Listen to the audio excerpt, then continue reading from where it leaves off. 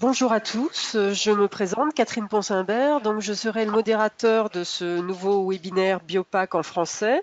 Il sera présenté par Olivier Stucker qui va vous expliquer comment générer des marqueurs d'événements dans Acknowledge et les relier aux réponses physiologiques. Il prendra l'exemple de l'EDA. Avant de laisser la parole à Olivier, deux petites précisions. Donc, pour vos questions, en fait, vous pourrez poser toutes les questions que vous souhaitez dans l'espace dédié et on y répondra en différé.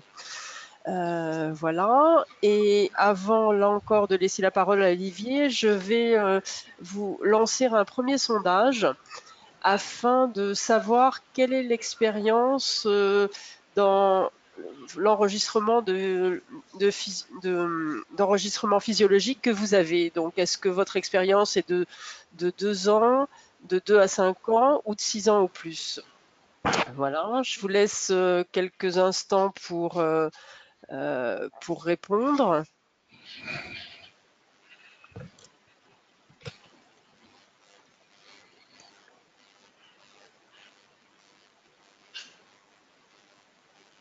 Bon, ben, super, tout le monde a répondu. Euh, Donc maintenant, bah, je laisse la parole à Olivier pour qui vous explique tous les marqueurs d'événements dans Acknowledge.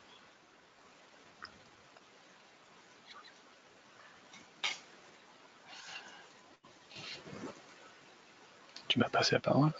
Non, voilà, ça y est.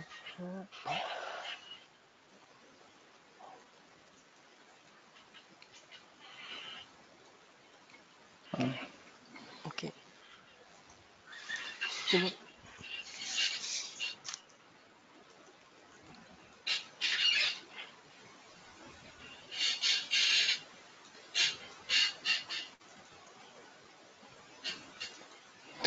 Donc bonjour à tous, je suis donc Olivier Suquier. C'est souvent à moi que vous avez affaire quand vous avez des problèmes avec l'utilisation ou des renseignements à demander quant à l'utilisation des appareils Biopac ou du logiciel Biopac. Dans cet exposé, nous allons voir comment documenter en fait ces enregistrements. Il me paraît très important de bien documenter ces enregistrements afin de faire, lors de la relecture, un lien évidemment entre les événements qu'on a générés durant son expérience et les résultats et les réponses des signaux physiologiques. Donc pour cela, on utilise généralement les marqueurs d'événements.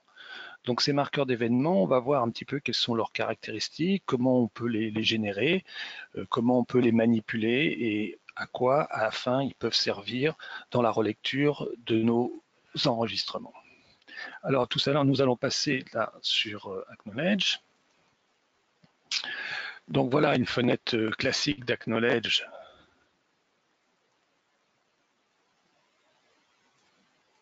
Voilà, donc vous avez ici la fenêtre classique d'Acknowledge. Et donc les marqueurs d'événements, en fait, s'inscrivaient, alors historiquement, ils s'inscrivaient dans la barre des marqueurs. Alors si cette barre n'apparaît pas, il faut que vous ayez bien vérifié que l'affichage a été validé, event bar.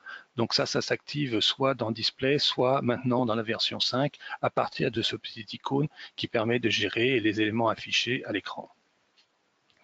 Donc les marqueurs d'événements, historiquement, c'était juste un petit triangle comme ça. Donc il suffisait de cliquer sur la barre des marqueurs et d'insérer un événement. Donc on pouvait comme ça insérer des marqueurs d'événements. Et vous voyez que le marqueur d'événement qui est en fait en rouge est le marqueur d'événement activé. À chaque marqueur d'événement, ça s'ajoutait un petit texte qu'on pouvait, là ici, par exemple, on pouvait marquer marqueur 1 ou marqueur 2, puisque c'est le deuxième. Voilà, donc on associe à son marqueur d'événement un petit texte, ce qu'on appelle un label en fait dans le programme. Et avec les petits curseurs qui étaient sur les côtés, on pouvait se déplacer de marqueur en marqueur. Depuis les versions 4, en fait, ces marqueurs d'événements ont beaucoup évolué. C'était avant, ils étaient un petit peu pauvrés. Maintenant, ils sont devenus très riches et il est apparu deux pointeurs ici, un pointeur qui a une forme de petit drapeau et un pointeur avec un petit drapeau surmonté d'un petit éclair. Donc en fait, ce pointeur vous permet d'aller positionner sur l'écran des marqueurs. Donc si j'active ce pointeur, il suffit que je clique à un endroit de la courbe et je peux ainsi générer des marqueurs d'événements. Alors le petit pointeur qui est à côté avec l'écran, c'est tout simplement le pointeur qui vous permet de détruire un marqueur. Lorsque j'ai un marqueur d'événement qui est positionné, ce marqueur d'événement, tout son intérêt, c'est que maintenant, il peut être positionné à peu près n'importe où sur l'enregistrement. Alors, les caractéristiques d'un marqueur d'événement, c'est quoi les caractéristiques d'un marqueur d'événement? En fait, il a 4 grandes caractéristiques. La première caractéristique, c'est sa forme. Et si vous regardez dans le pointeur, vous avez un petit triangle en bas à droite. Et en fait, là, vous avez toute une liste de marqueurs. Et en fait, vous avez plusieurs centaines de marqueurs maintenant qui sont à votre disposition, certains marqueurs étant spécifiquement dédiés à un thème. Par exemple, pour ceux qui font de l'EDA, eh ben, vous avez les marqueurs qui marquent des réponses spécifiques ou les réponses classiques de la courbe d'EDA. Mais après, en homodynamique, vous trouvez en fait aussi plein de marqueurs, par exemple tous les marqueurs qui servent à définir les différents segments de l'ECG.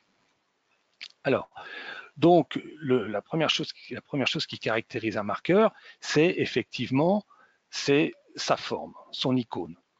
La deuxième chose qui va caractériser le marqueur tout de suite, c'est le label. C'est-à-dire qu'à chaque marqueur, on peut écrire un texte et qui est associé toujours à ce marqueur. La troisième chose qui va caractériser le marqueur, c'est sa position spatiale. Sa position spatiale, c'est-à-dire qu'il peut être ce qu'on va appeler en position globale ou en position spécifique, c'est-à-dire sur une courbe en particulier. Donc il est associé soit par exemple ici à la courbe de respiration, mais il peut être associé à la courbe de CG, de G, enfin de ce que vous voulez.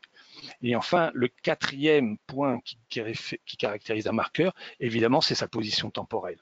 Un marqueur se retrouve évidemment à un certain temps, à un certain moment de l'enregistrement. Et en fait, tous ces paramètres vont être importants après, parce que ce qui est intéressant dans les marqueurs, c'est qu'après, nous allons avoir des critères de recherche qui vont utiliser ces différents points pour pouvoir les retrouver et pour pouvoir se positionner. Alors, le marqueur d'événement classique, voilà, on peut le mettre en manuel, donc en utilisant le pointeur, on peut mettre des marqueurs là où on veut, mais évidemment, ces marqueurs d'événements sont très utilisés aussi dans des fonctions internes à Knowledge. Par exemple, ici, vous avez un ECG. Si vous voulez analyser votre ECG, il suffit de demander l'analyse de l'ECG, et voilà. Et ici, vous avez en fait des marqueurs qui ont été marqués qui définissent, qui décrivent les différents segments de l'ECG. Si je joue dessus, voilà. Donc en fait, on voit très bien que ces marqueurs définissent et décrivent l'ECG. Les marqueurs aussi sont très utilisés dans les fonctions d'analyse automatique. Par exemple, si vous analysez automatiquement l'EMG, si vous allez sur EMG, électromyographie, si vous faites par exemple, vous faites une localisation automatique des contractions, donc là il faut vous sélectionnez évidemment la voie d'EMG. Bon, les paramètres par défaut sont généralement corrects.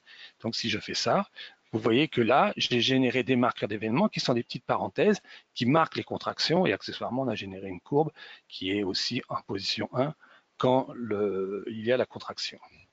Alors l'intérêt du marqueur, évidemment, la position du marqueur n'est pas une position fixe. On va voir après, c'est que les marqueurs sont très facilement manipulables. Par exemple, si vous utilisez le pointeur, vous prenez le truc, si vous cliquez sur un marqueur, vous pouvez, quand vous appuyez sur la fonction Alt, vous pouvez déplacer, repositionner d'une façon très précise le marqueur.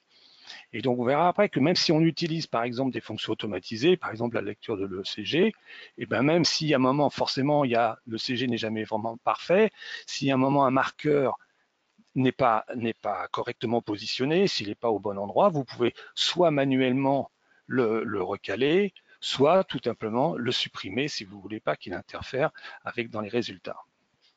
Donc vraiment, ce jeu-là, l'utilisation des marqueurs, vraiment, vous allez voir, est extrêmement puissante.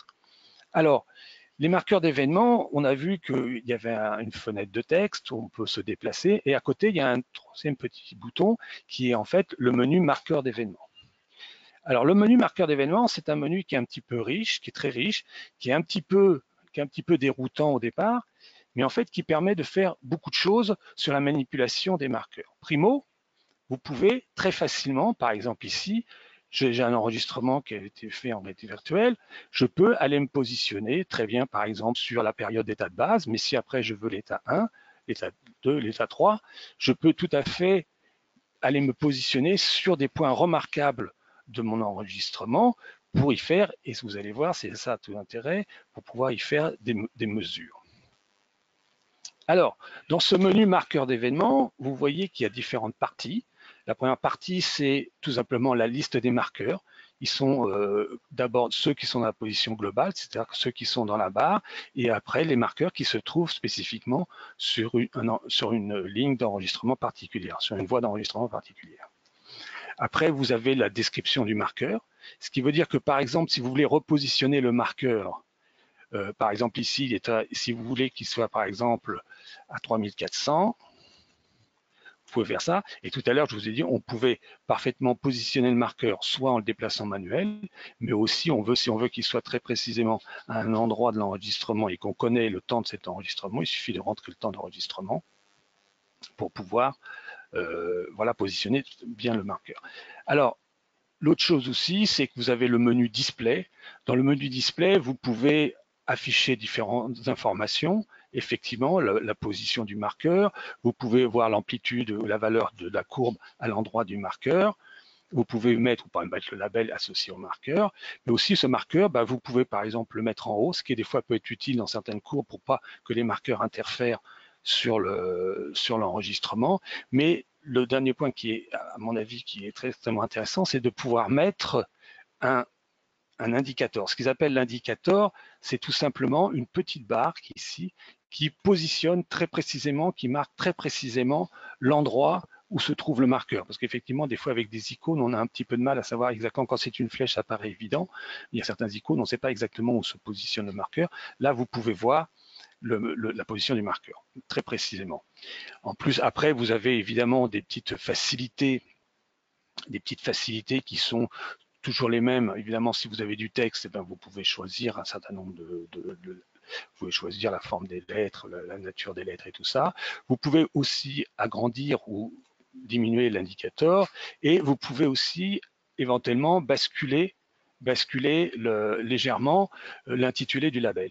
Alors ça, c'est assez utile parce que si vous avez des marqueurs qui sont très près les uns des autres et qui se chevauchent, comme ça, vous pouvez écrire un grand nombre de marqueurs. Évidemment, si vous faites une impression de votre enregistrement, les marqueurs seront reproduits sur l'enregistrement. Ensuite, dans le menu marqueur, vous avez le dernier point qui est en fait toutes les actions associées. Alors, vous avez classiquement, évidemment, les actions qui vous permettent de retrouver un marqueur et d'aller de marqueur en marqueur. Ça reprend un petit peu ce qui était fait sur ces triangles-là. Vous avez la possibilité, et ça c'est une possibilité extrêmement intéressante, c'est de summarize les marqueurs dans le journal, c'est-à-dire en fait d'envoyer dans le journal l'ensemble des marqueurs que vous avez générés. Alors, soit vous pouvez choisir d'envoyer tous les marqueurs, ou vous pouvez choisir d'envoyer, par exemple, de choisir seulement certains marqueurs qui se trouvent sur une courbe en particulier. Ça, c'est intéressant parce que vous pouvez, par exemple, si avec ces marqueurs, vous avez décrit toutes les étapes de votre manip, si vous y avez décrit aussi, par exemple, tous les artefacts, parce qu'il y a toujours les points remarquables intéressants, mais aussi les points remarquables qu'on veut éliminer, c'est-à-dire les artefacts, vous pouvez comme ça faire le catalogue et vous aurez dans votre journal la liste des marqueurs avec leur position sur vos enregistrements. Ce qui est intéressant aussi, c'est comme vous avez le temps des différentes étapes, après dans le processus de relecture, dans le processus d'analyse des courbes, c'est très facile de checker quand vous avez fait des mesures, si vous avez fait les mesures au bon endroit par rapport aux différentes étapes de votre protocole. Donc évidemment, le journal peut s'imprimer, et tout ça pour ceux qui travaillent avec des cahiers de labo, vous pouvez parfaitement recoller le descriptif de votre expérimentation dans votre cahier de labo. Le dernier point, le dernier point, c'est aussi la fonction. Alors, c'est un petit peu anecdotique, on va tout de suite passer sur la fonction audio. Vous pouvez aussi associer un petit fichier son à un marqueur. C'est-à-dire que quand vous sélectionnez un marqueur, eh ben, vous pouvez faire un petit enregistrement audio et comme ça, vous aurez un enregistrement audio qui est associé au marqueur. Alors, bon, cette fonctionnalité trouve tout son intérêt pour ceux qui travaillent avec des loggers. Vous savez que le logger vous permet d'être totalement autonome et de faire des enregistrements voilà, en autonomie complète. Et sur le logger, vous avez une fonction qui vous permet soit de générer des marqueurs, mais aussi une fonction qui vous permet de générer un marqueur avec un signal audio. C'est-à-dire que généralement, quand vous êtes comme c'est une solution nomade, vous n'avez pas forcément un papier et un crayon pour noter des événements, mais par contre, vous pouvez appuyer sur le bouton du logger et enregistrer des marqueurs d'événements vocaux. Enfin, un dernier point une fonction qui est très utile, en fait, c'est marque sélection. Je vous ai dit tout à l'heure, on peut, par exemple, aller retrouver très facilement des zones particulières de votre enregistrement. Par exemple, ici, on a l'état de base, l'état 1, l'état 2. Supposons que ici, on veuille mesurer la valeur moyenne de nos différents paramètres aux 3 étapes qui sont marquées ici. Alors, il suffit d'abord, dans un premier temps, de régler ces fenêtres sur les mesures que l'on veut faire. Là, par exemple, on les a réglées pour pouvoir faire une valeur moyenne de la fréquence cardiaque, de la respiration, du temps de transit et du niveau de base de la courbe de conductance. Alors moi, juste un petit truc, c'est par habitude, je fais toujours les 2 premières valeurs que j'enregistre quand je fais des mesures, c'est toujours le temps et le delta, c'est-à-dire sur l'espace, en fait, sur la zone de sélection pour marquer exactement, caractériser exactement la zone de sélection sur laquelle je fais ma mesure. C'est ça qu'après, je pourrais, de toute manière, croiser avec les marqueurs que j'aurais résumés dans mon journal pour voir si je fais les mesures au bon endroit et si les mesures ont été faites au bon endroit. Et dans la fonction marque sélection, par exemple, ici, je sélectionne la partie qui m'intéresse à ce niveau-là.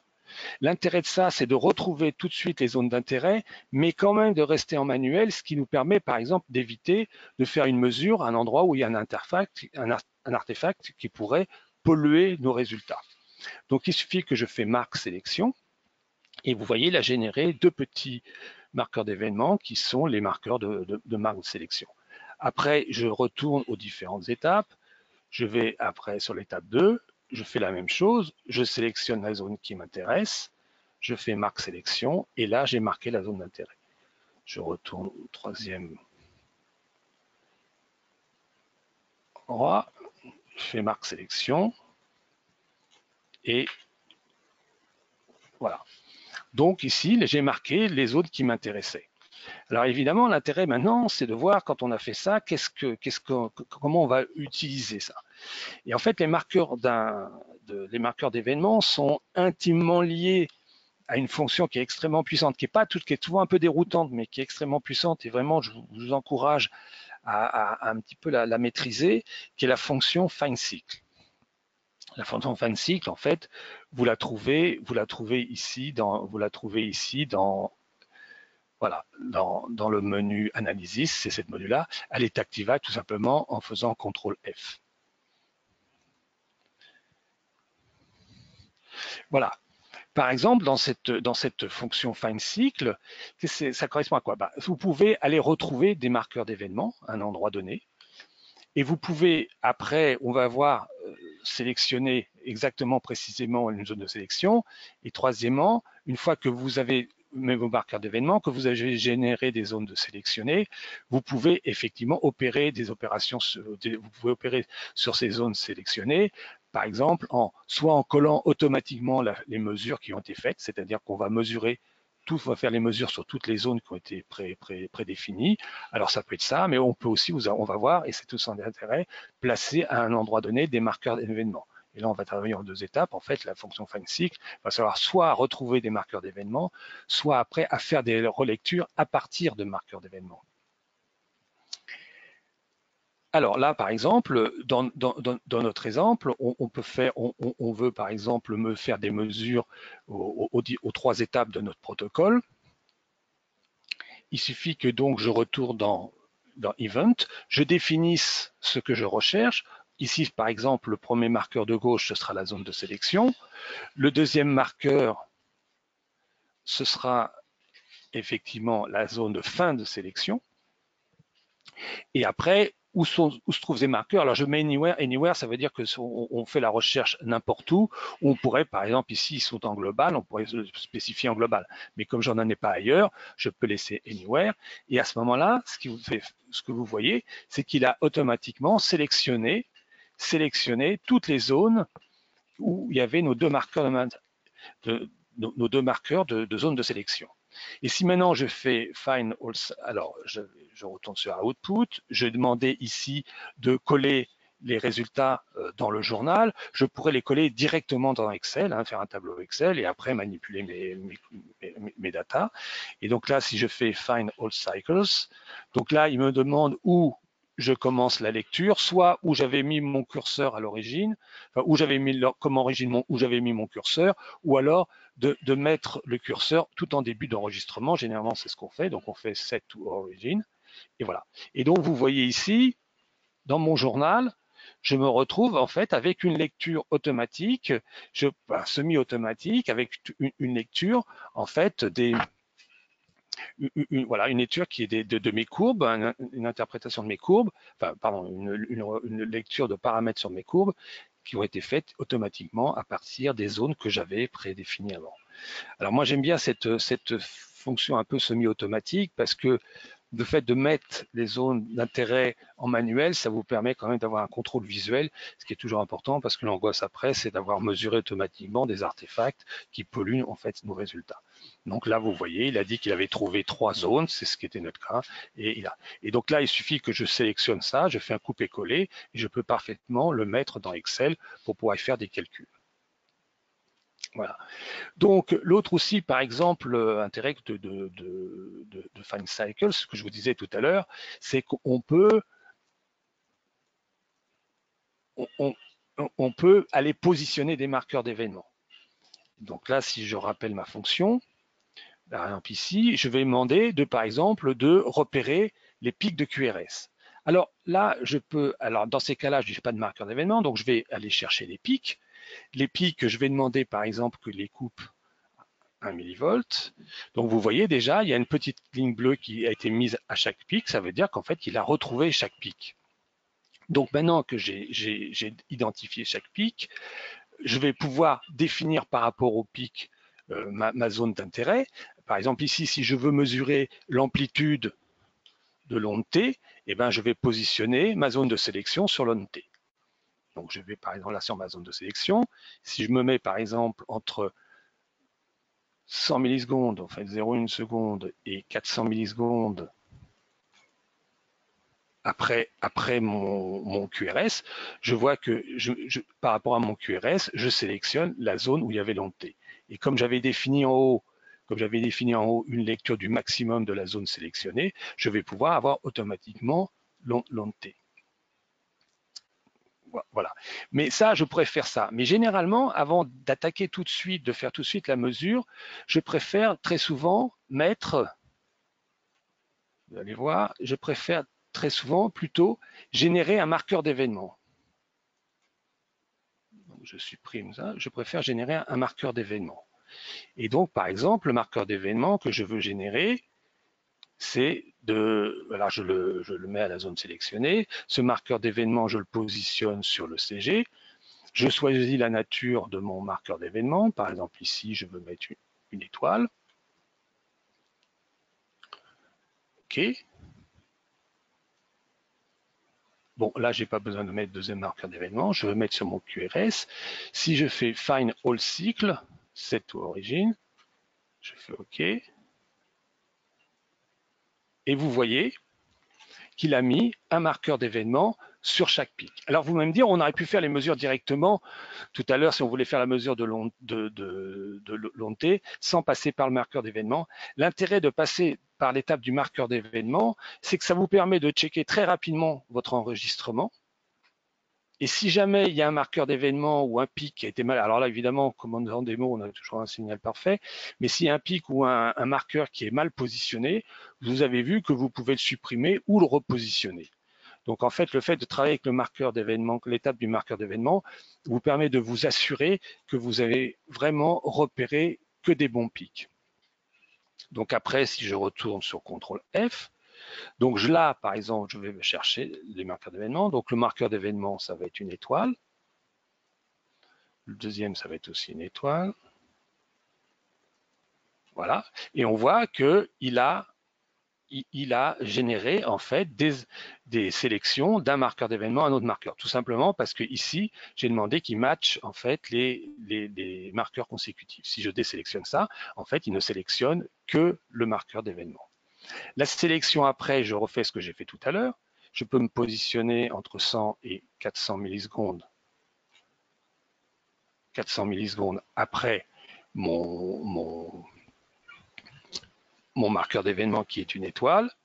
Je vais dans Output, je sélectionne Measurement, je clique Measurement, je fais Find All Cycle, je me mets à l'origine. Alors là, il me dit que je n'ai pas de journal d'ouvert, donc je vais demander qu'il ouvre un journal. Et vous voyez, instantanément, il a pu me donner la liste de tous les pics, de leur temps, et en fait, la valeur max de l'onde T qui était associée. Donc voilà, donc vraiment les marqueurs comme ça d'événements vous permettent de vraiment documenter vos enregistrements. Alors pour mettre les marqueurs d'événements, je vais un petit peu réduire. Donc on a vu là que on a la possibilité de les mettre avec soit au travers d'analyse automatique ou en manuel. Quand on est en manip, ça va être difficile d'utiliser un pointeur. Alors quand on est en manip, pour pouvoir mettre ces marqueurs d'événements, si on va dans le menu du menu device, en l'occurrence c'est MP150, mais ça pourrait être MP160 ou MP36, c'est pareil. Si vous faites le setup acquisition, vous avez un item qui s'appelle Event Making. Et donc là, tout simplement, vous avez en haut de votre clavier une ligne de touches de fonction qui commence à Escape et qui vont F1, F2, F3, F4. Et donc à ce moment-là, vous pouvez assigner à chaque touche, en fait, une valeur qui est, par exemple, l'insertion d'un marqueur d'événement. Et donc après, vous choisissez le marqueur d'événement que vous voulez. Par exemple, si vous voulez insérer, je ne sais pas, une petite flèche, vous sélectionnez une petite flèche. Après, vous sélectionnez toujours l'endroit où vous voulez déposer votre marqueur, soit sur la courbe de CG, soit sur une position globale, ou, enfin sur la courbe sur laquelle une courbe que vous avez définie. Après, vous pouvez évidemment associer un texte à ce marqueur. Voilà. Dernier point aussi, vous pouvez faire qu'il marque automatiquement l'heure et la date. Alors la date c'est moins utile parce qu'en fait la date généralement on a la date de fichier, mais par exemple à chaque fois que vous allez générer un marqueur d'événement, il va marquer la date. Voilà. Alors, vous pouvez faire ça. Alors, ce que vous avez aussi, c'est la possibilité séquentielle, c'est-à-dire que pour une même touche de fonction, par exemple, si vous faites des doses, vous faites de la pharmaco, vous faites différentes doses, la première fois que vous allez appuyer, il va écrire dose 1, dose 2, dose 3. Donc, vous pouvez définir une succession de labels qui vont s'imprimer au fur et à mesure des fois où vous avez vous avez enfoncé la touche correspondant à votre marqueur. Voilà. Donc ça, c'est vraiment la fonction qui est très utile pour insérer des marqueurs d'événements lors de vos enregistrements. Alors, évidemment, la petite chose, c'est qu'après, il faut juste se rappeler quand on a défini une ou deux touches, ça va. Quand on a défini plein de touches, c'est un peu compliqué. Moi, j'utilise des étiquettes que je colle sur mon clavier et qui me permet comme ça de retrouver très rapidement quelle touche correspond à quel marqueur. Un dernier petit point, alors là qui est un peu plus anecdotique, si vous êtes dans le journal, CTRL A, aussi qui peut vous être utile quand vous êtes en manip, alors ça c'est pas vraiment le marqueur d'événement, c'est effectivement d'utiliser le journal qui vous permet d'inscrire ce que vous voulez au cours de votre manip. N'hésitez pas vraiment à vous en servir pour faire toutes les notes qui peuvent vous être utiles après. On n'a jamais pris trop de notes. Donc vous pouvez utiliser. Et si vous activez ce bouton-là, au moment où vous faites return, à ce moment-là, il entre la date et l'heure de votre remarque. Donc c'est pareil, c'est une façon intéressante après de retrouver et de marquer des points sur votre sur votre enregistrement. Voilà. Donc, maintenant, voilà. Donc ça, vous avez un petit peu toutes les... vous avez vu à peu près toutes je dirais, les fonctions essentielles de départ des marqueurs d'événements. Vous allez voir après qu'en fait, il existe... Alors, nous allons changer de...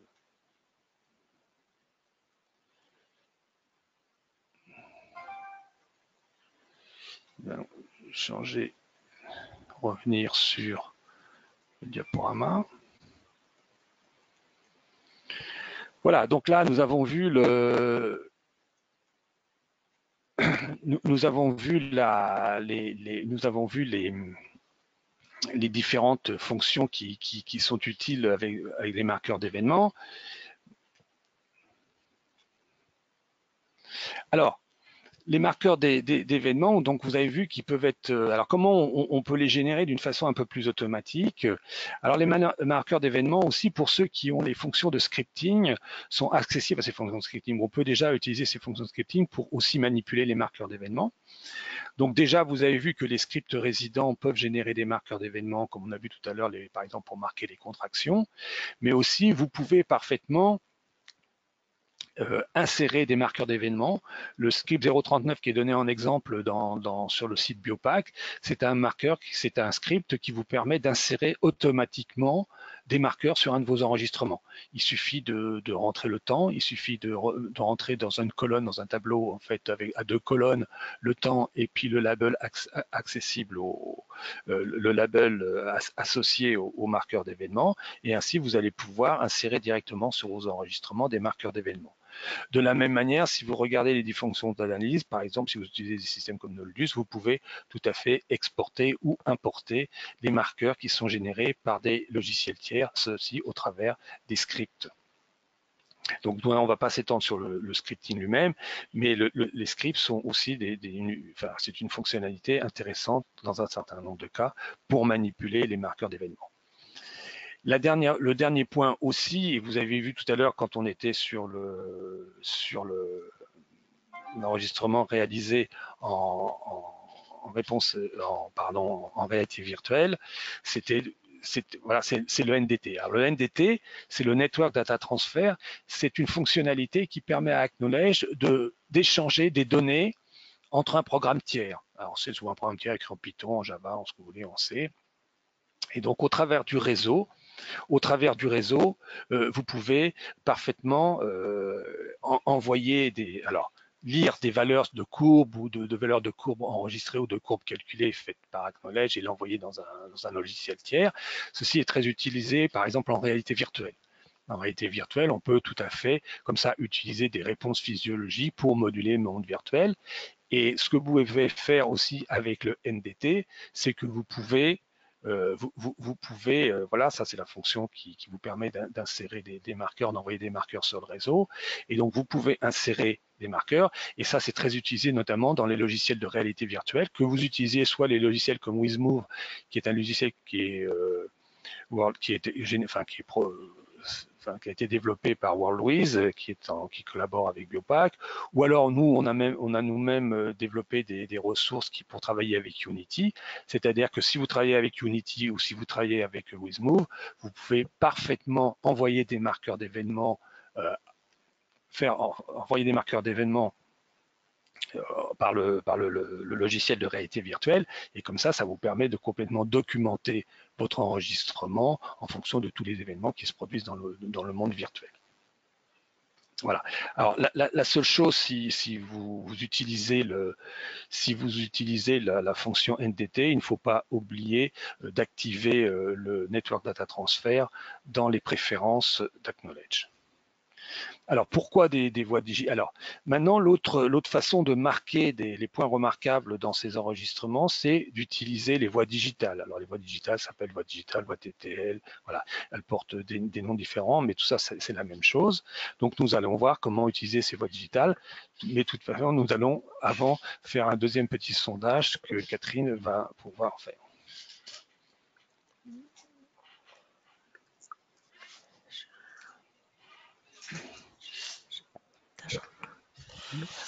Oui, donc un petit break là. Donc le deuxième sondage en fait concerne le fait de savoir dans quel environnement vous réalisez vos expériences. Donc voilà, est-ce avec des sujets statiques, mobiles, à l'extérieur du laboratoire ou pas? Ben voilà, vous avez quelques instants pour répondre, en espérant que maintenant les marqueurs d'événements n'ont plus de secret pour vous.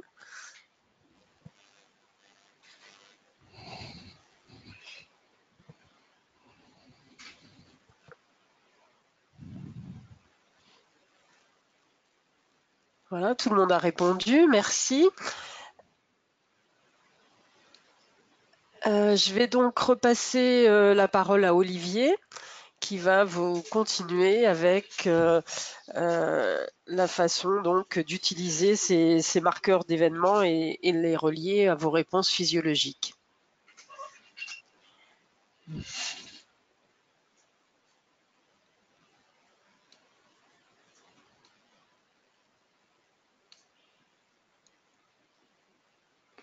Voilà, donc on va continuer maintenant notre présentation.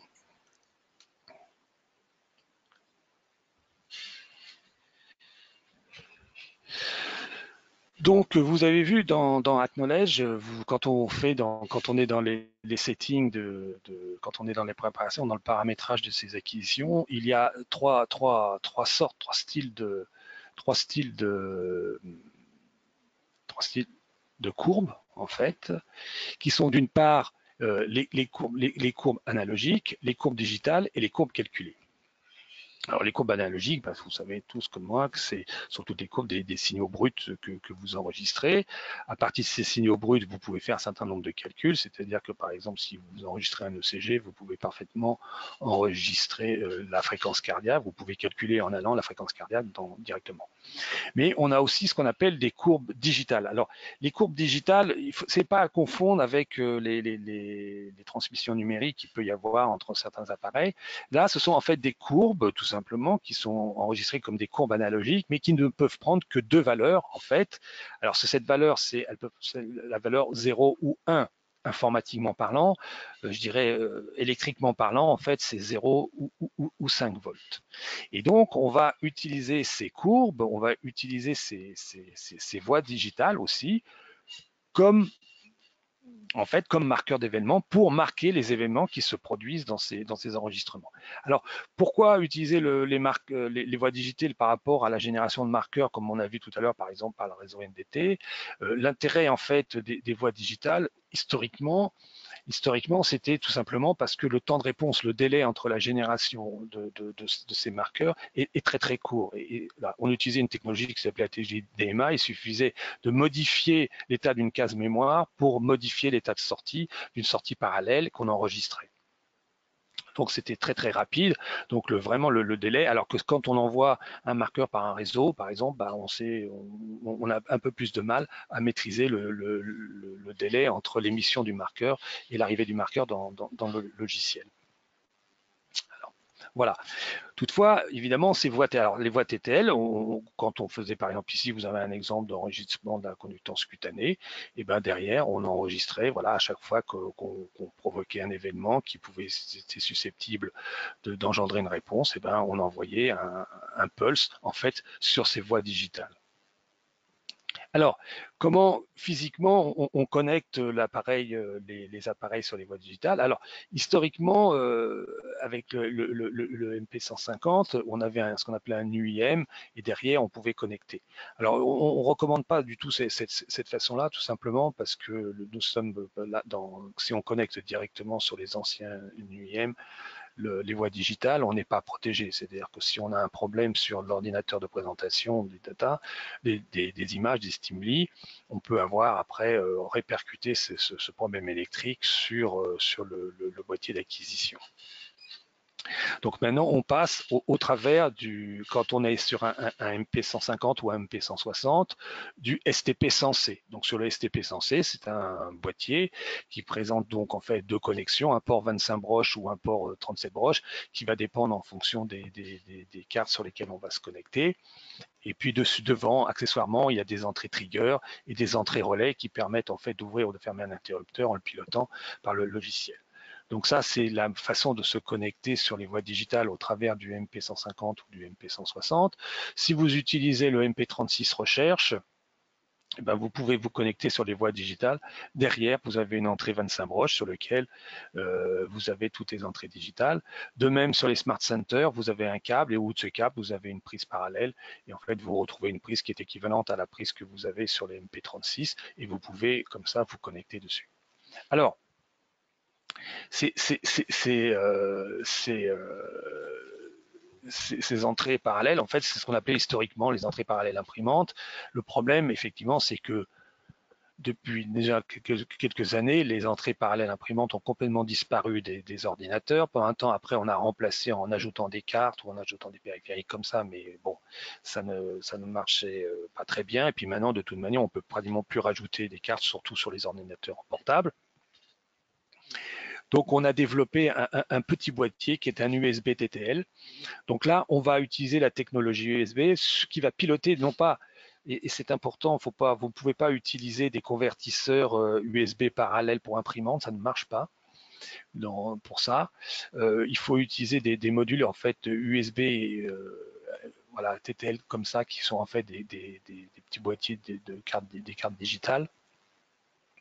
Voilà. Alors l'intérêt d'utiliser ce boîtier déjà, c'est que vous avez des temps de réponse qui sont très très courts. Vous avez plusieurs milliers de lectures par seconde de l'état des sorties, et en fait vous avez souvent un temps de réponse qui n'excède pas un tiers de millisecondes, en fait 300 microsecondes à peu près. Voilà. Donc ce petit boîtier USB TTL et ce petit boîtier USB TTL, il va se connecter directement, soit comme vous pouvez le voir sur le STP100C, soit sur le MP36 Recherche. Alors quelquefois, il est utile d'utiliser un changeur de genre parce qu'il y a l'histoire des broches mâle-femelle, femelle-mâle, voilà. Donc si soit vous le connectez directement, soit vous le connectez au travers du changeur de genre. Mais en tout cas, comme ça, vous avez une connexion simple, vous avez plus besoin des câbles NAP, des grands câbles qui voilà, posaient un peu des problèmes de connexion quelquefois. Et donc après, vous êtes juste relié à votre ordinateur de présentation par le câble USB. Et tout en assurant, évidemment, quand vous êtes un STP ou un MP36 Recherche, une bonne isolation électrique de sécurité entre le logiciel qui est entre en fait les boîtiers d'acquisition et les ordinateurs de présentation. Alors, par contre, l'USB TTL, il est vraiment puissant, performant. C'est vraiment un outil indispensable pour tous ceux qui utilisent ePrime ou des logiciels équivalents de présentation. Mais il y a quelques petites règles à respecter quant à son paramétrage et voilà, et à sa mise en route. Alors la première chose, quand vous installez le boîtier, vous installez un driver et donc il va générer un port COM en fait. Alors, le port COM, c'est-à-dire qu'il va générer un nouveau port qui va apparaître en fait quand vous utilisez le gestionnaire de périphérique. Alors, vous savez, pour ceux qui sont il suffit de faire un clic droit sur l'icône Windows complètement en bas à gauche quand vous êtes en Windows 10. Et donc, vous ouvrez gestionnaire de périphérique et vous avez en fait le boîtier qui apparaît en fait en port COM. Et ce qui est vraiment très très important, c'est de noter en fait là ici, il apparaît ici le numéro du port. Ça, c'est vraiment une donnée importante parce que c'est une donnée qu'en fait, ce numéro va être affecté automatiquement. On peut le changer après, mais il va être affecté automatiquement. Moi, je vous conseille de laisser celui qui était affecté automatiquement parce que ça veut dire que le port n'est pas utilisé par un autre. Et après, quand vous faites les propriétés, vous avez un certain nombre de propriétés qui doivent, voilà, qui doivent être rentrées dans le. Alors normalement, elles sont rentrées par défaut, mais il faut toujours checker qu'elles ont bien été validées. Donc, qui est la vitesse de communication, qui est le nombre de data bytes, la parité, voilà, un certain nombre de paramètres. Alors on va voir, c'est très facile parce que ces paramètres, je le dis tout de suite, ils sont inscrits sur le boîtier du USB TTL même. Donc si vous ne recherchez pas des docs, le boîtier USB TTL, au dos du boîtier, vous avez toutes les infos que vous devez rentrer à cet endroit-là. Donc une fois que vous avez fait en fait que le système, que votre ordinateur donc a intégré la présence de ce boîtier, et ben vous devez du côté de par exemple d'E-Prime, là je prends l'exemple d'E-Prime aussi, paramétrer l'existence de ce périphérique. Alors vous savez que vous avez sur le premier item de votre paradigme, si vous cliquez en fait sur dessus, il apparaît en fait une fenêtre qui sont les propriétés de votre paradigme, et dans les propriétés de votre paradigme, vous avez un onglet Device. Et donc vous devez activer dans Device, vous devez activer dans le Device le boîtier USB TTL. Alors il peut porter différents noms, hein, on peut changer le nom, il peut porter différents noms, mais vous devez, et donc en fait c'est un port série, en fait c'est un périphérique série.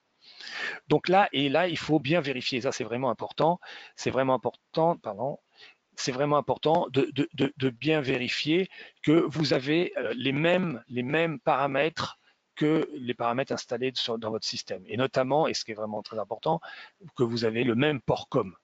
N'ayez pas, si vous avez un port COM différent, le logiciel ne trouvera jamais en fait le boîtier. Donc voilà, vous retrouvez avec les différents paramètres.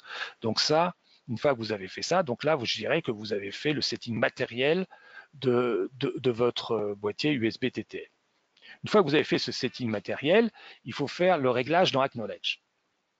Alors, le réglage dans Acknowledge, par exemple, la première chose à faire, et si vous allez dans le menu device en fait d'Acknowledge, qui est en l'occurrence ici par exemple MP160, vous avez une fonction qui s'appelle Show Manual Control, et là, vous devez vérifier, que par exemple les voies que vous allez utiliser, alors généralement sur MP160 en fait c'est les voies de 8 à 15 qu'on utilise, hein, c'est les voies de 8 à 15, que ces voies de 8 à 15 sont bien en mode lecture, en input, mais surtout, et c'est vraiment essentiel parce que cette case n'est pas cochée par défaut, d'aller cocher la case Read Continuously qui permet d'une lecture continue. En fait, en ce moment, le logiciel Acknowledge lira en continu les valeurs qui arrivent sur ces voies parallèles. Donc ça, c'est vraiment important. Si on ne le fait pas, en fait, on ne va pas pouvoir enregistrer les changements d'état des voies digitales. Et bien évidemment, quand vous êtes dans l'onglet des channels d'Acknowledge, il faut activer les voies digitales qui vous intéressent. Alors je vous dis généralement sur le MP36, il n'y a que 8 voies, donc vous activez les 8 voies du MP36, mais par exemple si vous êtes sur le MP160 ou 150, en fait il faut activer les 8 dernières voies. Alors vous n'êtes pas obligé, vous allez voir, d'utiliser toutes les voies digitales, hein. Vous pouvez utiliser que celles qui vous intéressent, mais au début quand vous ne savez pas, je vous conseille de toutes les activer, comme ça vous voyez celles qui répondent et celles qui ne répondent pas. Après évidemment vous ne garderez que celles qui vous intéressent. Alors enfin, quand vous êtes dans ePrime, à ce moment-là, à chaque fois qu'il va se produire un événement, eh ben, vous allez envoyer un pulse, vous allez envoyer des pulses sur les voies TTL, sur les voies digitales. Alors, il y a une instruction qui est l'instruction très simple, hein, qui est alors USB TTL, qui porte évidemment le nom du périphérique, point, write string, et qui permet d'envoyer en fait une chaîne de caractères. Alors, on envoie toujours, même quand on envoie un nombre, c'est toujours sous forme d'une chaîne de caractères. Donc, ce sera toujours sous forme entre guillemets quand vous écrivez cette fonction-là. Donc, si vous en... Alors, là c'est spécifié. Encore une fois, celle-là aussi est inscrite sur le boîtier USB TTL. Si vous envoyez l'instruction RR, si vous envoyez en fait le nombre RR, qui n'est pas vraiment un nom, mais en fait les lettres RR, ce qui vous permet de faire un reset. Donc, je vous recommande toujours, quand vous êtes en début et en fin de paradigme, d'envoyer cette instruction-là qui vous permet de mettre votre boîtier, enfin de faire un reset de votre boîtier pour pas, par exemple, avoir une voie qui serait restée activée et qui viendrait évidemment polluer vos résultats.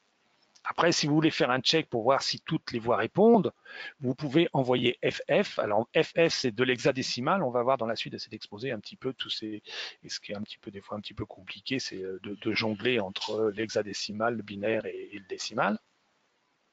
Et effectivement, en fin de manip aussi, de renvoyer en fin de paradigme, de renvoyer la fonction RR pour aussi remettre le boîtier à zéro. Alors, par contre, quand vous créer un événement quand vous présentez par exemple une image. Donc, quand vous êtes dans les propriétés de cet événement que vous générez dans ePrime, une image, si vous allez sur les tâches qui sont faites, les task events, ce qui vous permet de, au moment où l'image apparaît, de générer un événement. Et l'événement que vous allez générer, c'est l'écriture d'une valeur sur les voies digitales. Alors, vous avez la fonction, l'action, ça va être write string, et là, custom, vous allez envoyer une valeur, un nombre qui est entre 1 et FF en hexadécimal, qui va caractériser en fait la stimulation que vous envoyez. Alors, si vous avez, par exemple, vous pouvez dire, par exemple, si j'envoie 1, ce seront des stimulations neutres, si j'envoie 2, ce seront des stimulations positives, si j'envoie 3, ce seront des stimulations négatives. Voilà, donc en fait, au moment où l'image sera présentée, on aura des pulses qui vont apparaître sur les voies digitales. Alors, il y a un dernier point qui est important, parce que vous avez un onglet qui est la durée. Alors, la durée par défaut, elle est extrêmement courte. C'est-à-dire qu'il envoie le pulse et puis il revient tout de suite. Si vous avez une fréquence d'échantillonnage qui n'est pas très élevée, vous risquez de ne pas voir les pulses. Donc, il est très important de mettre 0 dans la valeur pré-release. C'est-à-dire que si vous mettez 0, il n'y aura pas de retour. Une fois que vous avez envoyé un pulse, il n'y aura pas de retour. Il restera, voilà, si vous avez envoyé il y a un pulse, il restera toujours activé le temps de présentation. Et à ce moment-là, vous donnez une deuxième instruction qui s'appelle animage offset. Et à animage offset, vous pouvez envoyer 0 et à ce moment-là, vous remettrez vos voies digitales à 0. Et donc, c'est généralement la technique qu'on utilise. Donc, à la présentation de l'image, on envoie un pulse. Ce pulse, on l'annule, on le remet à 0 quand l'image disparaît. Voilà. Donc ça, c'est un petit peu les réglages nécessaires pour ce boîtier. Alors, comme je vous disais tout à l'heure, sur la face avant du boîtier, vous avez ici tout le descriptif. Si jamais vous avez un système qui est à vous et vous utilisez un système de présentation où vous voulez faire des câbles, où vous voulez faire des trucs, vous avez de toute manière tout le descriptif de la prise d'entrée qui est là, en face avant du module. Et derrière, vous trouvez toutes les infos de paramétrage. Alors évidemment, le numéro du port com qui est X, parce que là, ça peut varier en fonction de l'installation, mais vous avez les vitesses de transfert, vous avez les parités et tout ça, qui sont données, et donc vous les retrouvez. Et là, vous retrouvez effectivement que quand vous envoyez FF, il met toutes les courbes à 1, il met toutes les voies digitales à 1, quand vous envoyez 00, il met tout off. Et RR est l'instruction qui permet de réinitialiser son boîtier TTL. Donc voilà, donc il n'y a pas d'histoire de ne pas perdre la doc, puisque la doc, je dirais l'essentiel de la doc, est déjà sur le boîtier. Alors, on va voir comment coder un petit peu ces voies TTL. Alors, là, je dois dire que c'est un petit peu la partie un petit peu ardue du système pour ceux qui n'ont pas trop l'habitude de manipuler des chiffres dans des systèmes de base différentes, donc base 10, base 2 ou base 16.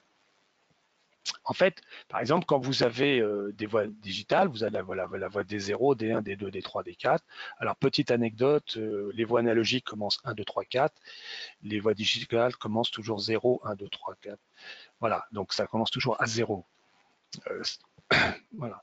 Et donc, en fait, la voie des zéros, et donc, quand par exemple, si vous voulez écrire, si vous écrivez par exemple 100, 110 en binaire, hein, et ben, ça veut dire que la voie des zéros est à 0, que la voie des 1 est à 1, que la voie des 2 est à 1, et que toutes les autres voies sont à 0. Et donc, je vous dis, informatiquement, ça veut dire c'est 1, mais par contre, si vous faites la lecture sur la courbe, en fait, vous verrez que c'est à 5 volts. Enfin, ça ne change rien, c'est 0 volts ou 5 volts. Ça peut prendre que ces deux états-là. Et comme ça, avec en fait 8 voies, vous pouvez coder jusqu'à 255 tops différents. Donc par exemple, ça c'est 1, ça c'est 2, ça c'est 3, ça c'est 4, 5, 6 par exemple. Avec 3 voies, vous pouvez envoyer 7 marqueurs de type différents. Vous pouvez coder 7 marqueurs différents. Si vous n'avez que 5 marqueurs, par exemple, vous n'utilisez que 3 voies. Vous n'avez pas besoin d'utiliser toutes les voies digitales pour coder vos marqueurs. Alors, Compter en base 1, en base 2, base 10, base 16, c'est pour écrire non. Donc, par exemple, tout simplement en base 2, bah, vous avez que deux possibilités, 0 et 1. Quand vous êtes en base 10, vous avez de 0 à 9, ça ce sont les chiffres qui vous permettent d'écrire les nombres. Et quand vous êtes en hexadécimal, vous avez de 0 à F. En fait, on rajoute A, B, C, D, E, F qui vous permet. Voilà. Alors, bon, il y a on peut faire, les transformations classiques. Donc, par exemple, quand vous avez 0, c'est 0, 1, c'est 1. Et quand vous arrivez, par exemple, quand vous voulez écrire en décimale 4, en binaire, c'est 100. Alors, en hexadécimal, c'est toujours 4. Mais quand vous arrivez à 10, par exemple, le décimal 10, vous avez 1010 en binaire et vous avez 0A. Alors, par habitude, pour les chiffres hexadécimaux, on les écrit toujours avec deux chiffres. Même quand c'est 0, on met le 0 avant devant. Voilà, donc c'est 0A. Voilà. Et donc le bas 100, c'est 64. Et le dernier, évidemment, le plus haut chiffre que vous pouvez écrire avec 8 voix, c'est 255, qui correspond avec une valeur que des 1 là. Et ici, vous avez FF quand vous êtes en hexadécimal. Alors, tout simplement, on peut recalculer après. Vous verrez, ça peut avoir une utilité. Tout simplement, il suffit pour recalculer la valeur. En fait, il faut considérer que la voie des zéros, en fait, si elle est 0 à 1, elle représente en fait 2 puissance 0, c'est-à-dire 1. La voie D1, elle représente 2 puissance 1. La voie D2, elle représente 2 puissance 2, 2 puissance 3, 2 puissance 4. Et selon que la courbe est à 0, il suffit de multiplier pour avoir après la valeur en décimale. Alors ça, on peut jongler un petit peu avec ça. Bon, c'est un petit peu, quelquefois, je vous cache pas, un petit peu prise de tête, mais ça peut être utile parce que on peut après, vous verrez, générer en fait des pulses uniques qui ont une amplitude égale en fait au label de votre stimulation. Alors, pour convertir, voilà, en cherchant sur Internet, hein, il y en a d'autres, hein, mais j'ai trouvé, voilà, Sébastien Guillon a fait un petit applicatif qui est en libre accès, qui est très pratique. Il suffit de rentrer une valeur et vous avez la correction automatique. Voilà, vous avez tout à fait la traduction automatique. Si vous rentrez la valeur décimale, il va vous donner la valeur hexadécimale. Si vous rentrez la valeur binaire, il va vous donner la décimale et le décimal. Voilà, comme ça, ça évite de faire des calculs manuels. Donc voilà, donc on a nos courbes, donc on voit par exemple que là, dans ces cas-là, où j'ai trois courbes digitales, et ben, je peux avoir cette. Alors ça, c'est la petite formule que je vous disais tout à l'heure. Par exemple, si on n'utilise que 3 voies, comme dans l'exemple précédent, on peut multiplier en fait la valeur de la courbe, en fait, qui est théoriquement 0 ou 1. Là, on va voir, en fait, c'est pas 0 ou 1, c'est 0 ou 5. C'est pour ça qu'à la fin, il faut diviser par 5, puisqu'on mesure en volts. Et puis, si la courbe est là, on met la puissance de 2 qui correspond à la courbe, c'est-à-dire 1, 2 et 4. Et donc, si on fait ça, on voit pardon, qu'on peut avoir on peut avoir ici, dans cette configuration, donc on a nos 3 voies digitales, et là on a généré une nouvelle voie en fait qui marque un pulse à chaque fois qu'on a une stimulation, mais dont l'amplitude du pulse est à en fait la valeur du label, à la valeur de la stimulation. Alors ça peut être utile parce que quand vous faites des relectures automatiques comme tout à l'heure, il suffira par exemple de mesurer la valeur max de ce pic-là, et donc sa valeur max de ce pic-là sera égale en fait, à la nature de la stimulation. Et si vous faites un logiciel de stats, et ben en envoyant un logiciel de stats, on peut transformer en fait cette valeur numérique en variable qualitative. Et comme ça, on peut faire un lien effectivement entre cette variable et puis des réponses physiologiques. Donc là, nous allons faire un autre sondage un petit peu. Donc je vais redonner la main à Catherine. Catherine, tu peux prendre la main. Oui, bah écoutez, bon, j'espère que là aussi vous avez appris plein de choses ce matin avec Olivier. Là, le sondage que je vais vous faire, vous demander de répondre, pardon, et de savoir quel genre de stimulation vous utilisez. Est-ce une stimulation visuelle, la réalité virtuelle, une stimulation électrique, une stimulation audio ou autre chose? Voilà, donc je vous laisse quelques minutes pour répondre.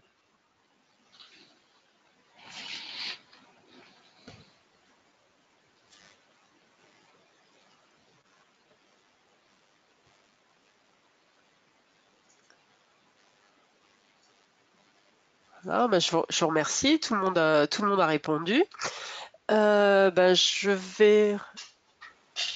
vais repasser la parole à Olivier quelques instants avant que nous clôturions ce webinaire.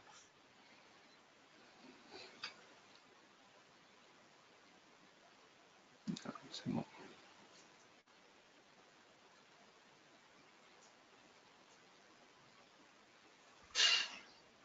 Voilà. Ok, merci Catherine.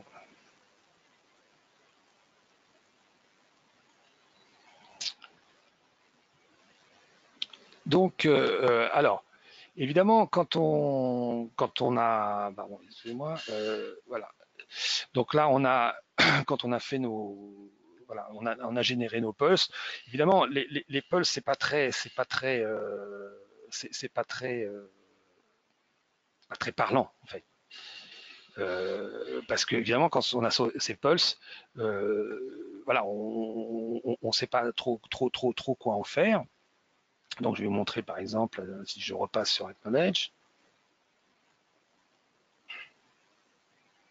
Voilà, c'est ce qu'on obtient par exemple si, voilà, si vous avez fait un enregistrement de réponse électrodermale, vous vous trouvez dans cette situation. Donc vous avez en haut, la courbe d'enregistrement intradermal, puis vous avez vos pulses qui correspondent à vos stimulations. Alors ça, évidemment, ça paraît un petit peu déroutant, on ne voit pas trop ce qu'on va pouvoir en faire. Donc effectivement, Acknowledge a prévu en fait des routines qui sont résidentes dans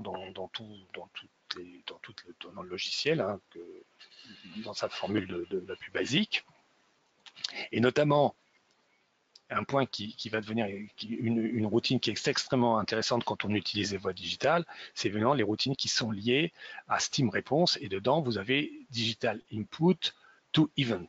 C'est-à-dire que quand nous allons faire ça, eh ben, nous allons pouvoir en fait transformer les impulsions électriques sur les voies digitales en marqueurs d'événements.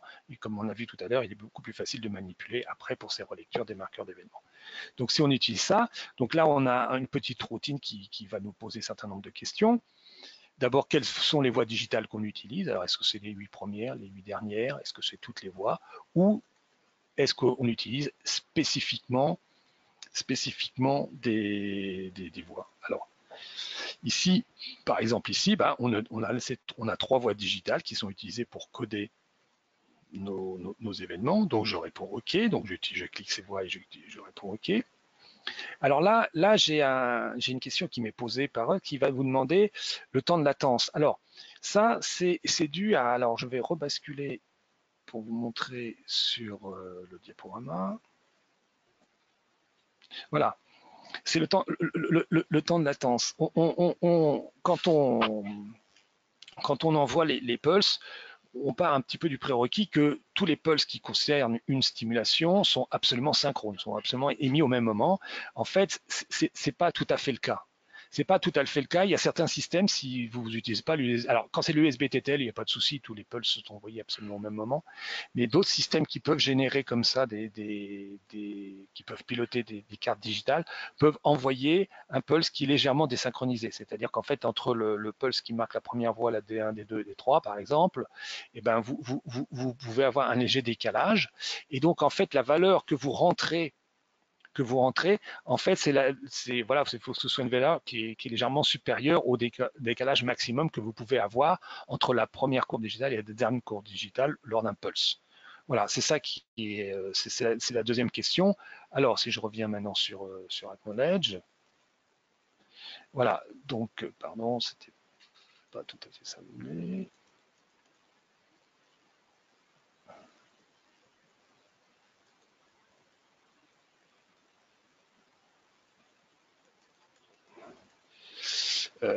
Hop, excusez-moi.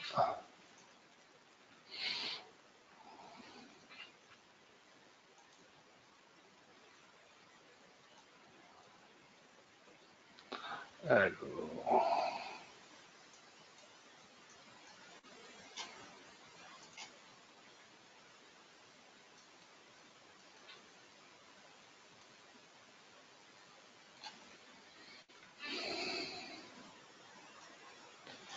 j'ai un petit souci là sur.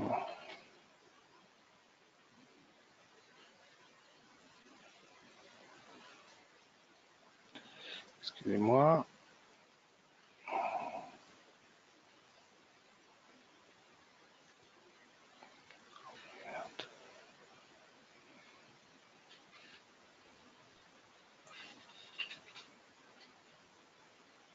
Voilà. Donc vous avez vu ici là j'ai généré en fait donc j'ai fait le return donc on avait laissé par 0 et donc vous voyez que quand on a lancé en fait la,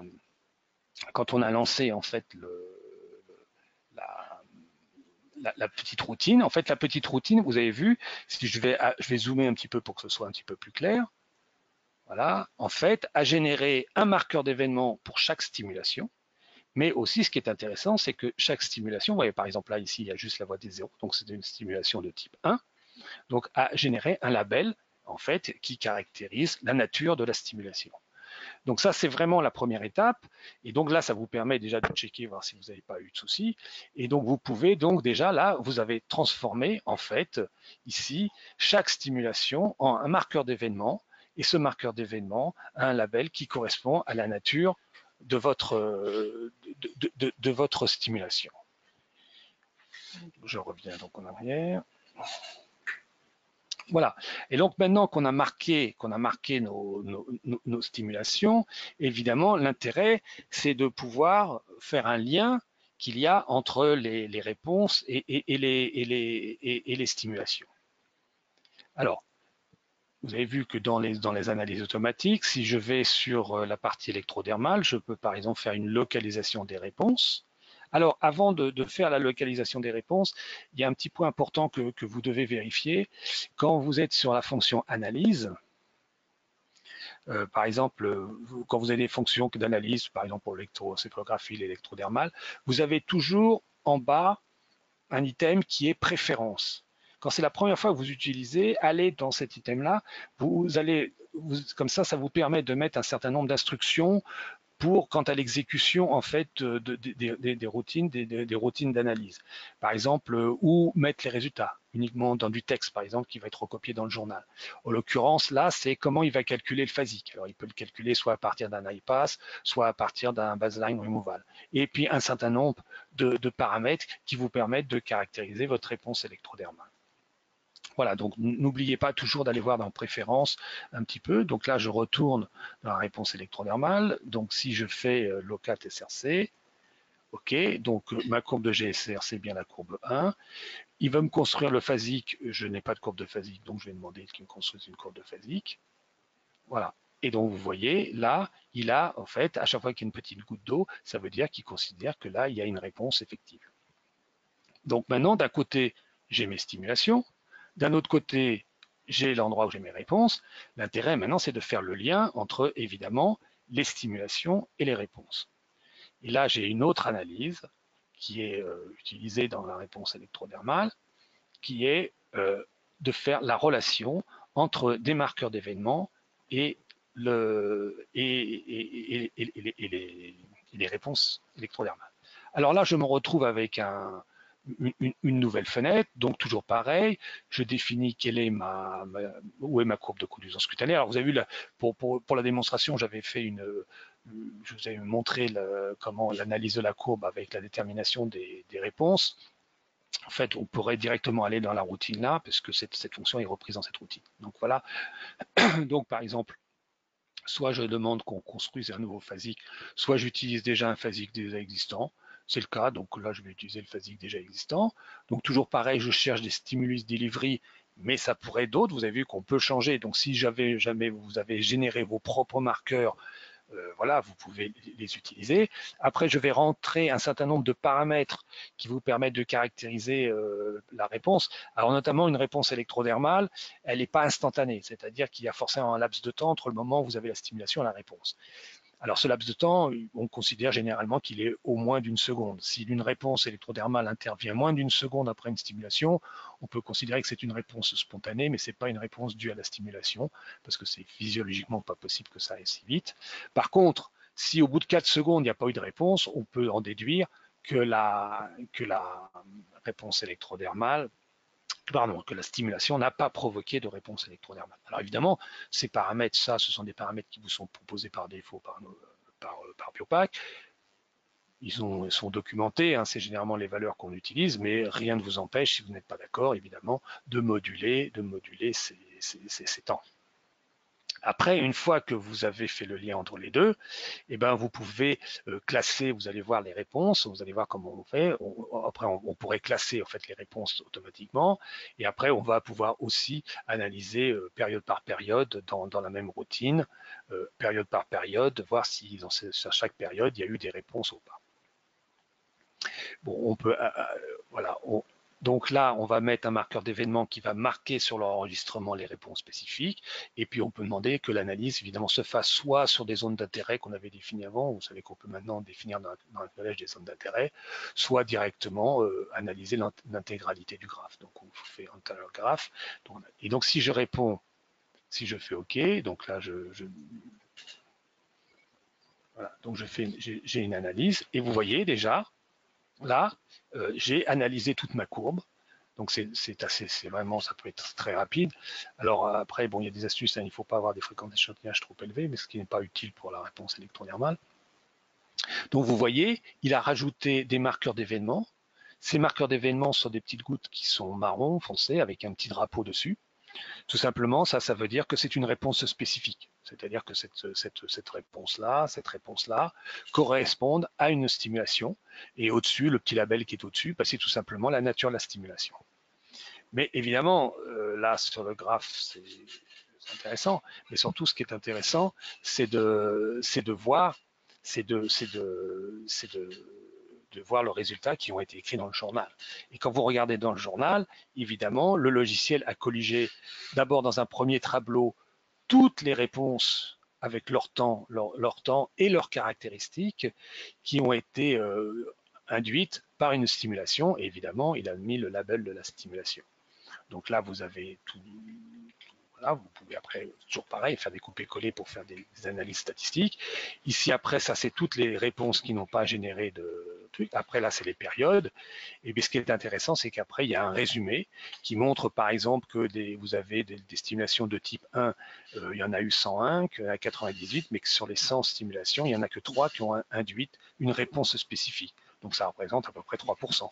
Par contre, si on regarde les stimulations de type 3, il n'y en a pas eu beaucoup, il n'y en a eu que 5, mais il y en a 2 sur 5 qui ont provoqué une réponse spécifique.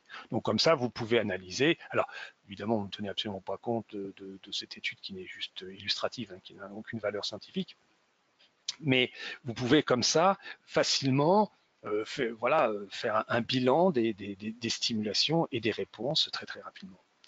Alors l'autre possibilité que vous avez, hein, c'est d'utiliser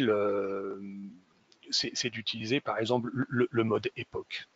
Alors le mode époque, par exemple, si on revient sur le vol, c'est une autre analyse possible. Donc voilà. Donc dans le mode époque,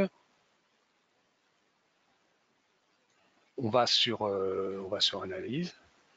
Donc c'est un petit peu, ça reprend d'une façon simplifiée, ça peut être utile, c'est de reprendre d'une façon simplifiée ce que vous avez dans la fonction find cycle. Donc en fait, ça, voilà. Donc si vous allez dans époque analysis, voilà. Donc dans Epoch Analysis, en fait, vous choisissez, vous choisissez par exemple un marqueur. Hein. Ça peut être par exemple ici, on va dire le marqueur par défaut. C'est un certain nombre de marqueurs par défaut. Vous voyez. On peut demander alors de placer en fait la zone. On choisit la longueur de la zone de sélection, par exemple 10 secondes. 10 secondes, hein, c'est la taille de la sélection. Ça, c'est le marqueur par défaut. On peut positionner cette zone sélectionnée avant ou après le marqueur. On peut analyser toute la courbe et si on va répondre à la question suivante, donc il va vous demander qu'est-ce que vous voulez mesurer. Par exemple, je veux mesurer la valeur moyenne, la valeur moyenne par exemple, de la fréquence cardiaque. Je veux mesurer la valeur moyenne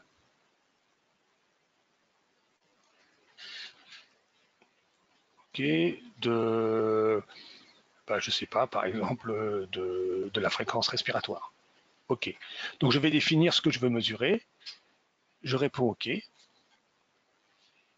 Et donc, vous voyez, à ce moment-là, à chaque marqueur d'événement, eh ben, il a fait la mesure et il a renvoyé les mesures dans le tableau. Et encore une fois, tout ça, c'est manipulable parfaitement dans Excel. Donc, en fait, il vous a donné les valeurs. Il vous a même donné la valeur moyenne si vous voulez, si ça peut avoir un intérêt. Voilà. Donc c'est un petit peu ce que voilà, on arrive un petit peu au bout de l'exposé que je voulais vous faire aujourd'hui sur les marqueurs d'événements et sur leur utilisation. Vraiment, je vous conseille, c'est vraiment parce qu'après on peut gagner beaucoup de temps. C'est vraiment de comprendre un petit peu l'utilisation de ces marqueurs, la manipulation de ces marqueurs et accessoirement d'étudier un petit peu la fonction fine cycle. Cette fonction fine cycle, en fait, elle peut paraître un petit peu déroutante au départ, mais vraiment, mettez-vous bien qu'il y a trois périodes, c'est qu'est-ce qu'on cherche, où on se positionne par rapport à ce qu'on a trouvé, et qu'est-ce qu'on fait quand on a trouvé une zone. Voilà, c'est un peu ces trois choses-là. Et qu'est-ce qu'on fait? Ben, c'est tout simplement, là on l'a vu, c'est de mettre un marqueur ou de faire des mesures sur la courbe, mais ça peut être aussi de moyenner des segments, ça peut être enfin, voilà, un certain nombre de choses. Et c'est vraiment une fonction très puissante. Et pour ceux qui ont du scripting, vous pouvez utiliser et vous pouvez complètement automatiser un certain nombre de lectures à partir de ça. Voilà. Donc, et ben maintenant, si je reviens donc sur mon diaporama, donc effectivement, donc, je vous remercie de m'avoir écouté. J'espère que j'ai pu vous apporter un certain nombre d'informations. Donc je vais repasser la main à Catherine maintenant pour la clôture de ce webinaire. Voilà, merci de votre participation et j'espère que à bientôt. Merci d'avoir été attentif pour ce webinaire un petit peu plus long que prévu. J'espère que vous avez tout compris sur le marqueur d'événements, mais si tel n'est pas le cas, donc vous avez plusieurs façons de poser des questions, soit via la plateforme, ou sinon bah, vous avez nos coordonnées et n'hésitez pas à nous joindre. Bon, surtout pour la partie plus technique, Olivier, qui, comme vous l'avez bien compris, maîtrise bien ces marqueurs. Et puis, bon, voilà. Et donc, bah, je vous remercie et puis bah, passez une très bonne après-midi. À bientôt, au revoir.